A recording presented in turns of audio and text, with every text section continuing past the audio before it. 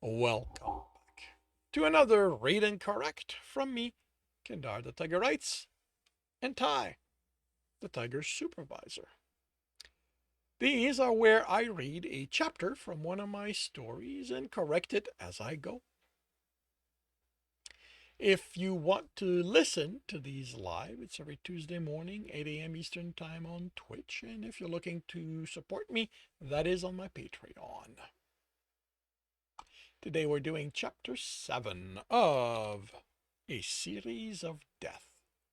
A call came in, Elahan said as Marlot entered the office. He grunted. What was going on with the lion that he wouldn't sit down and talk?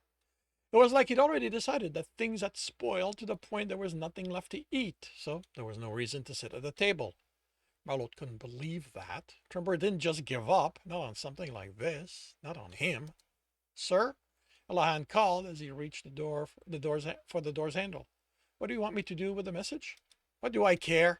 He snapped and cut himself off as she paled. Sorry, I'm having a bad day. He could tell her to erase it. He didn't want to deal with anything else today. Send it to the buffer. I'll deal with it at some point when he felt better. He dropped in his chair and took the ID out of his jacket. With the anger and the arguing, he'd forgotten to give it to Trembor, so what was he supposed to do with it? If he'd killed a coyote, he'd just go to a kiosk and get it processed. But the body happened independently of him. Was there a process for this kind of situation? He could return it as a lost card, but what if the system glitched again and sent it back to his office? He looked through the drawers for an envelope. He'd mail it to Trembor, since he was investigating the body, and he already knew Marlot had the card, or he should if he paid attention. He found one of the envelopes he kept around because, despite the advancement in technology, many of the government departments he dealt with as a registered investigator still demanded he submit his files on paper. He turned to the screen and stared at it. How did he tell Marlot why he'd forgotten to give it to him at the crime scene? Now, that was easy. It was how to write it and not sound accusatory that would be difficult. He'd keep it simple. Trembor, I'm sending you the ID for Arlen Signs. Signs or shines? That should have been shines. I mean, I could say it's a typo. Shines because you were such a stubborn ass that in the constant accusation you sent my way, the glares you gave me, and your obstinance at not even listening to one word I said, I forgot. Hopefully, it'll help you close the case. He reread the short message, the anger in the words, and considered sending it as it was. Trevor didn't deserve much more than that after the way he treated him, but he didn't want to escalate this argument. Maybe he should have screamed at the lion when he was facing him and gotten it all out of the way there, and they would have talked calmly afterwards. Marlowe didn't think Trembor would calm down once the screaming started. He erased the whole thing, and the next version kept to the fact. He'd forgotten to hand Trembor the card, so he was mailing it to him. He didn't even mention the hope they'd talk. He was wondering at what he might have done to cause the lion to break so completely from him. He kept it professional. He printed it and put that in the envelope with the ID card. He'd mail it on his way home. Marlowe leaned back in the chair, wondering what he should do. Work. That was what he needed to do. He gazed at the desk opposite his. Work had been easier with Trembor there. Marlowe sighed, then resignedly pulled up his open cases. The older ones came up first. No new information on them. After 2 years for one and 7 months for the other, he wasn't surprised. But he had to keep them until he found the killers. That was how the system was designed. If he had them when he retired, whoever the lucky person was who took over his territory would inherit them. Then came his active cases, 3 of them less than 2 months old. They all had information on them, but nothing he could act on until he got confirmation from outside forces or from walking the pavement, which he should do. Get out of the office, get Trembor off his mind. Close the cases so the meat could stop going to waste. His stomach grumbled at the idea of meat in his freezer. That would taste so much better than the artificial stuff. He shuddered as he recalled the texture, or lack thereof. Meat should have something to bite into, not slide apart as your teeth bit into it. Maybe if they got that right, the taste could be tolerable. He checked his budget. He could still afford a kill if he could manage a successful chase in his injured state. A week, he figured, was what he needed to be back to normal. He could pay more for food during that time. His bonus for the one case he'd closed would come in and he'd be back within budget. He looked at the baking site. Did any of them work with artificial meat? A quick search seemed to confirm it didn't, and as far as he could tell, it was unanimous. The stuff was horrible. He chuckled as he thought of Jaley and his vaunted baking skill. He should send him a bag of the stuff and let him see if he could make anything of it. If he could, he'd make it so that the town had to live off this nasty stuff. It would serve them right. He closed the sights. He was just making himself hungrier.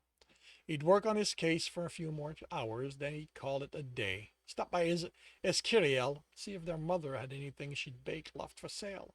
Could afford to pay more than he could stand to discuss for the artificial stuff.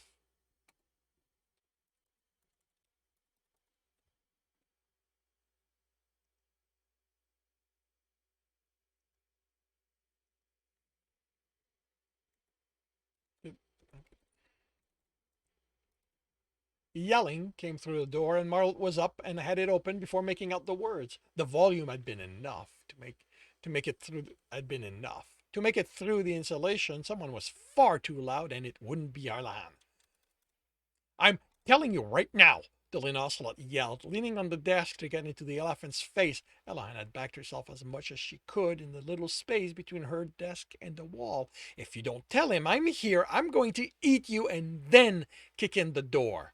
Don't threaten her, Marlot growled at the ocelot. She spun to look at him. Finally! I was starting to think you were going to hide behind prey all day, she snarled. Who are you and what do you want? What do I want? She looked at him, dismayed. I've been leaving messages for you all day.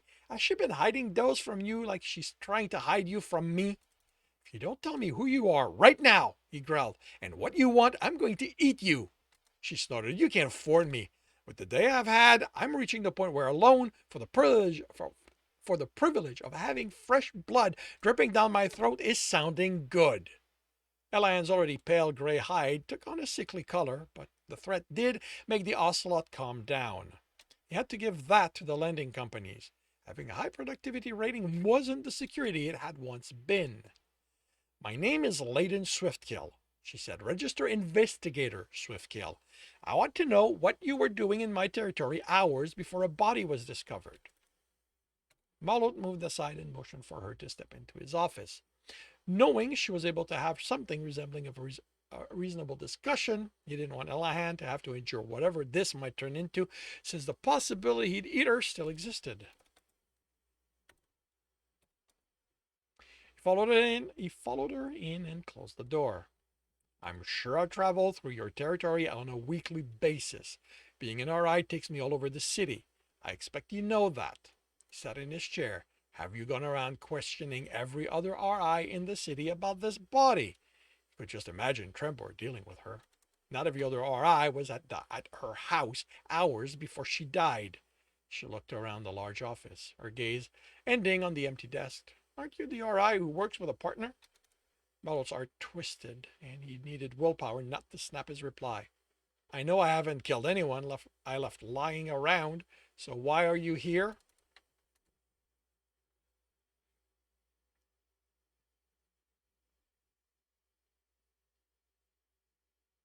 And this is, I haven't left. I know I haven't left anyone lying around that I killed. So why are you here? She started to smirk at the strain in his voice, and he bared his teeth. She sobered. So you claim. Why were you there if you didn't kill her? When was that? 3 weeks ago? Ronald swallowed as he remembered driving back alone, because Trembor had abandoned him for no reason. He felt the howl of despair form in his throat, and he clamped down on it in his emotions. He wished he could do the same with his scent so she wouldn't know how much this hurt. "You're going to have to give me details," he said, fighting to keep his voice even. A daze. The world had become a daze. Without Trembor in his life, there was nothing left. Why had he even returned? He should go back to Low Valley, where he belonged, suffer through whatever humiliation they'd put him through, and take his place in that cesspool again. "I said," her raised tone snapped him back, "that I gave you the address in the messages I left for you."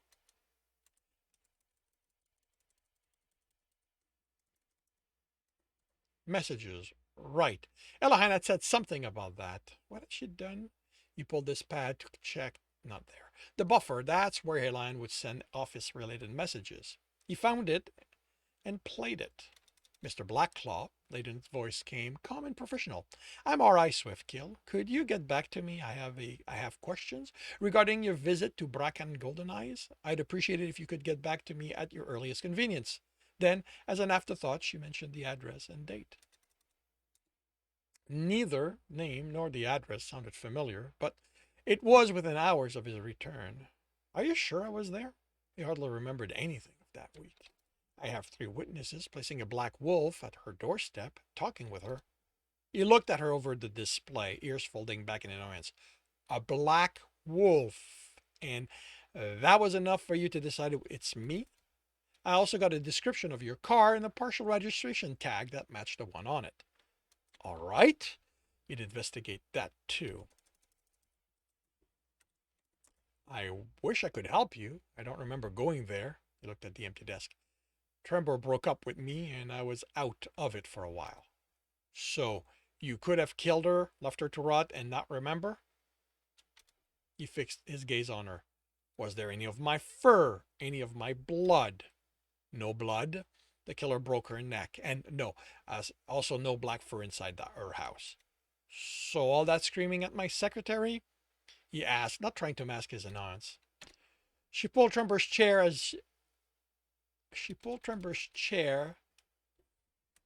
and dropped in it. "It's been 3 weeks. Do you know the odds of finding the killer after 3 weeks? You're the last lead I had, and she was acting pretty suspiciously if you ask me. Allahan looks after my well-being. It's been rough lately." She looked at the desk she sat behind. "I've had my share breakup. Don't remember going to her at all. I can't tell you much of what I did that week. I'll check into it, see if I can piece my movement from the scents I've left around. If anything comes back, I'll let you know." "Thanks," she said dejectedly. "Layden, 3 weeks isn't that bad. A few months ago, I closed the case I inherited when I took over the territory, so don't despair. It's a pride thing. I've never had a body more than 2 weeks old in my freezer." He nodded. "I'll do what I can to help." She smiled. "Thanks." This time she sounded more genuine. He escorted her out to ensure no altercation with Alan. "Are you okay?" he asked the elephant. "If you need to take the rest of the day, go do that. Get Jesden to come get you, or I can take you if he can't get off work." Her smile was forced, and she still smelled nervous, and she held on to her trunk. "I'm all right. It's just a reaction to a predator being loud. I know she wouldn't have eaten me, and here I know you're on the other side of a door if she decides to come back and try it." He nodded. "If you change your mind, let me know." He returned to his office and dropped into the chair. Sitting there, he realized he could at least confirm if it was his car that had been there, instead of the matching tag. He entered the address in his pad and did a search through the places he'd previously entered, and one came up. The arrival time was within minutes of what the witness had given Layden, the day after his return from Low Valley. Why would he have gone there? He hadn't worked any cases. As much as he searched his memory, he couldn't think of any reason he'd have gone to see her. His gaze fell on the envelope on the desk. Unless the reason to see her had been given to him. And this concludes Chapter 7 of a series of death. If you are enjoying this, please leave a like. If you want to know when this next chapter will be up, subscribe and hit the bell. If you want to read the book as well as the others in the series, they are available on all major e-retailer. If you want to support me in a different way, that's on my Patreon, where you can also get access to just about everything I've written. And if you want to listen to these live, it's every Tuesday morning, 8 a.m. Eastern Time on Twitch. The links are in the notes, and with that, I shall wish you a good day.